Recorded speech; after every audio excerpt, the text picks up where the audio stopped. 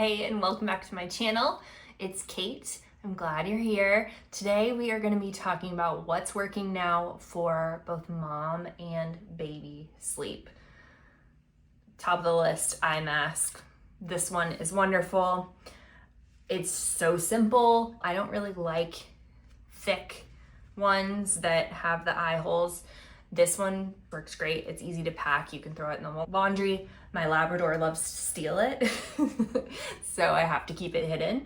We'll just do kind of rapid fire through these things. My Alexa Dot, it is unplugged right now, but I love this thing so much. These go on sale on Prime Day, and it is definitely worth the investment. I got this originally to put in my room because I didn't want to have my phone by my bed.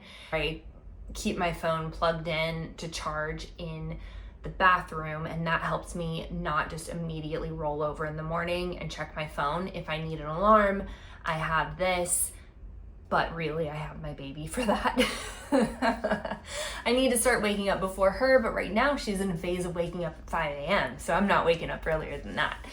Right now I'm using the clock a lot. I have a pretty small house, so I can hear her. If she makes any noise, I can look at the clock. I can just pull up my eye mask, take a peek at the clock. I can see, is it a normal time for her to wake up, or is this just she's waking up between sleep cycles and it's 3:45 a.m. and she's probably gonna fall back asleep. That keeps me from having to look at my phone.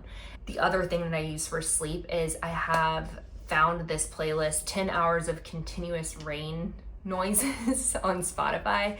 I'll link that for you. It's just the right amount of rain and not sounding too much like white noise. I kind of hate white noise. Brown noise is all right. It can play sounds, but I just don't like the white noise, the rain noise, whatever that comes with Alexa. That's why I use that playlist. This is really nice. There's a million other uses for it, but that's related to sleep, how I use it. Then a Waldo bottle.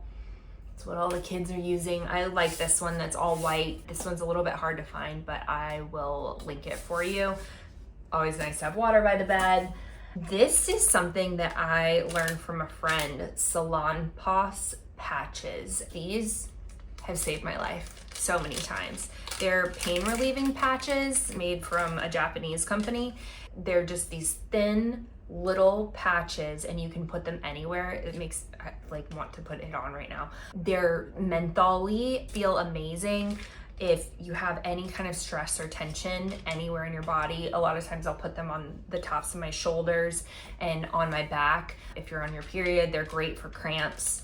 I just will put them everywhere. They come with a whole lot of them, 20 patches per pouch, and there's 3 pouches in a box, like $10 a box. That helps me sleep so much better. I find sometimes it's hard to fall asleep if I'm feeling really tense. It can be really hard when you do get the 5 minutes of sleep that you get to actually sleep, so those help a lot. Another thing are these cute little earplugs. They come in this tiny little container, and they look like this. They're completely flat when you put them in your ear.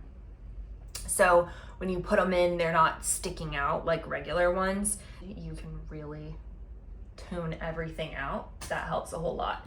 Before bed, what I'm trying to do and be better about, plugging in my phone in the bathroom so that I'm not tempted to look at it, and then instead winding down with my Kindle. I love my Kindle so much. I have the most basic one you can get, and I did that on purpose because I wanted it to have a gray screen. I didn't want color. You can connect this to the internet. I only do that when I need to download books. Otherwise, I turn it off, which that's kind of a fun hack, is that if you get books from your library, from Libby, and then you download them onto your Kindle and you put it on airplane mode, you can't get new books, but they can't take your books away. So that's kind of nice. And put a pop socket on the back, because then you can easily hold it, and it makes it super simple and great. But this is another way that I need to be better about winding down, is reading a book instead of scrolling. This is a good way to wake up. This book I've talked about for years and years and years and years. It's called Journey to the Heart, Daily Meditations on the Path to Freeing Your Soul. It really is so beautiful, and it's daily little passages of the year. And I've got so many of them bookmarked. This book has been through a lot, but this is a really nice way to wake up. It is, again, a great way to not just be on your phone first thing and kind of get your mindset right. If I have the time, I will read a passage from this, and if I have even more time, which is such a luxury right now, then I will usually journal for a couple minutes after I do this, and that I feel like sets me up really well for the day. Now let's talk about baby sleep. I love this monitor. I intentionally got one that was not Wi-Fi. Not as much because I'm crunchy granola, more because I wanted to not be the one constantly checking my phone and the app whenever I went out somewhere.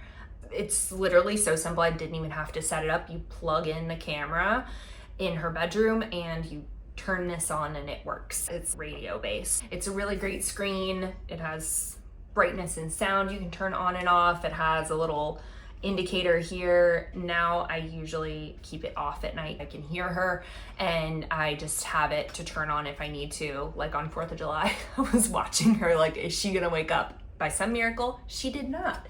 That takes me to this book, Solve Your Child's Sleep Problems by Richard Ferber, MD. He a children's sleep doctor, and you may have heard of the Ferber method. This is sleep training.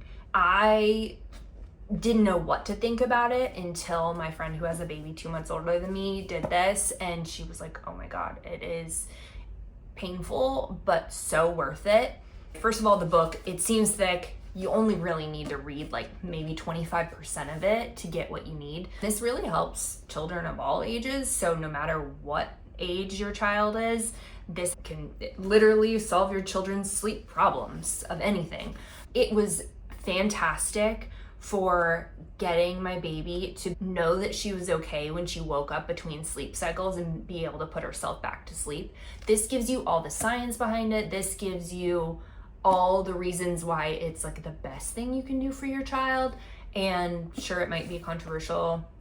I don't need to hear your opinions about it. It worked for me. It took 24 hours and she has been sleeping through the night since she was 3.5 months old, and she's 6.5 months old now. And I don't think we've had a single wake up.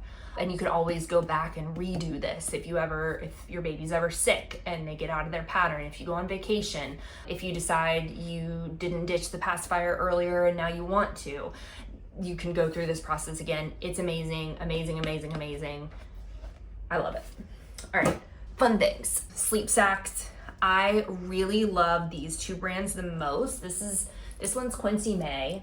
It's really soft. I needed this on vacation because she kept either having blowouts or spit up or whatever on her other sleep sack, and I needed to because these were not drying fast enough. And you know, if you need it between a nap, you really need it. It's so cute. Look at the print. Adorable. Really, really soft. I love their stuff. I feel like this brand, they look kind of whatever online, but they're seeing their stuff in person in a boutique. So cute. The prints are adorable and they actually come through. You can really see them.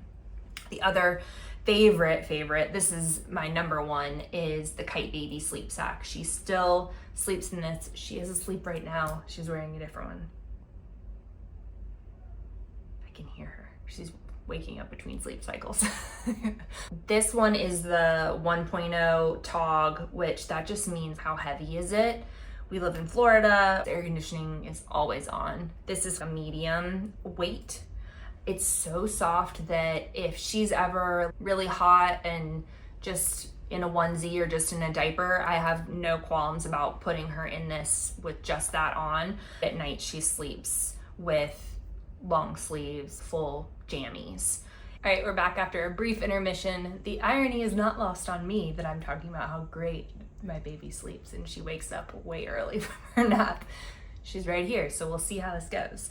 We were talking about sleep sacks. They recommend that you keep them zipped when you wash them, but I find that that doesn't get the inside of them clean, and it takes them seriously forever to dry. like hours to dry, even in the dryer. So I completely unzip them and dry them that way. Maybe it gives them less life, I'm not sure, but I think that's the way to go to get them dry quicker. Have 2 on hand. I'm definitely gonna buy the next size up of the Kite Baby, unless Quincy May has ones on sale, and then I'll go with the bigger size of those. Moving on to bedding for both of us. One of my biggest recommendations, carries over from when I used to have an Airbnb, is have mattress protectors. A waterproof mattress protector is everything. It's just the same size as the crib sheet. You just put it underneath the crib sheet. Then these bamboo crib sheets, I love. They are so soft, really easy to clean. Then that takes me to my bedding. So I have bamboo sheets for my bed. I love them so much. They have been really durable. I've had them for a few years. It's really great to have 2 sets, just like you have 2 sleep sacks. It makes the unmake, remake bed process so much better. So 2 sets of sheets for the baby and 2 sets for you. That makes a world of difference. I have this wedge pillow that is long and skinny. It goes in the back of my headboard and it wedges between the headboard and the top of the mattress. That keeps things from falling in between the two. I highly recommend. I do think that I need to get a box spring that would lift up my bed. I would have really liked that in postpartum. Lift up the bed, maybe get a little more firmness, but I do love my mattress. I'll link the mattress. I think it's a really good in-between between the high-end mattresses and the out-of-the-box, just straight foam mattresses. That's what we've got for sleep. I'll link everything for you. Make sure that you like and subscribe so you get notified when new videos come out. Look at all the links, the full blog post, everything will be linked below, and we'll see you next time.